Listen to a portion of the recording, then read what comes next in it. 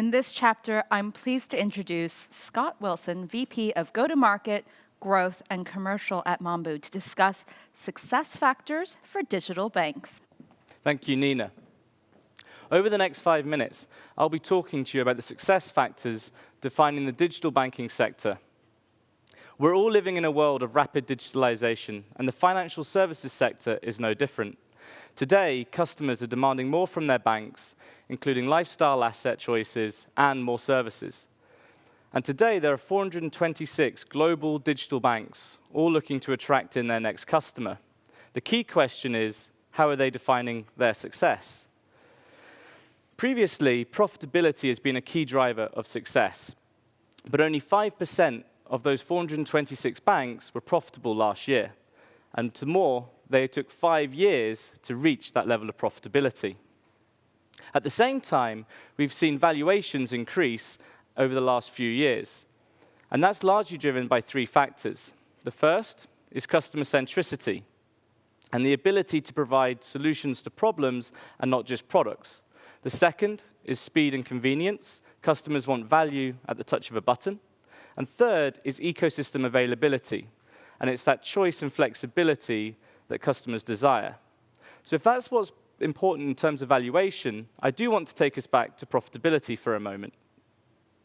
And I look at it through 2 phases. Phase 1 is pre-profitability, and phase 2 is post-profitability.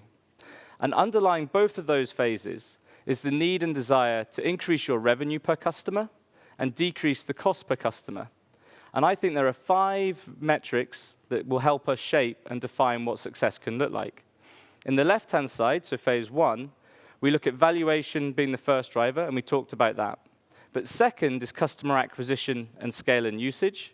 And then 4th and 5th is customer attrition and unit economics. In the first few years of any digital bank, success is defined by the ability to onboard customers at pace and drive market share, where you may be willing to forego and have greater costs in the short term. However, as you transition into profitability and that post-profitability phase, the mix changes slightly. Valuation does stay at number 1, but customer attrition and unit economics move up to 2 and 3, and scale and usage and customer acquisition drop to 4 and 5. And there's 2 forces at play here. The first being it's unsustainable for banks to continue to forego and undergo high costs when you're onboarding new customers. But secondly, digital banks will provide more services that will allow for greater revenue streams within your existing base. I like to conclude all of this to create one equation, which is the customer lifetime value equation. And this looks at the lifetime revenue minus your cost to serve, where the customer revenue and the lifetime revenue is created through customer volume, customer value, and also engagement.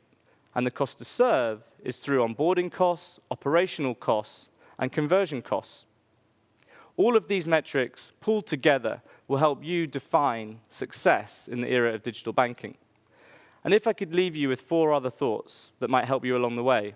The first being, do you have the capabilities needed to deliver pre-profitability and post-profitability? And how do they change?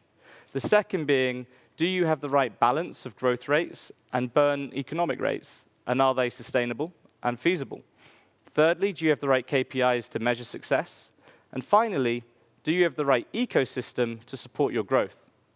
So thank you for listening to this chapter, and I hope it was insightful.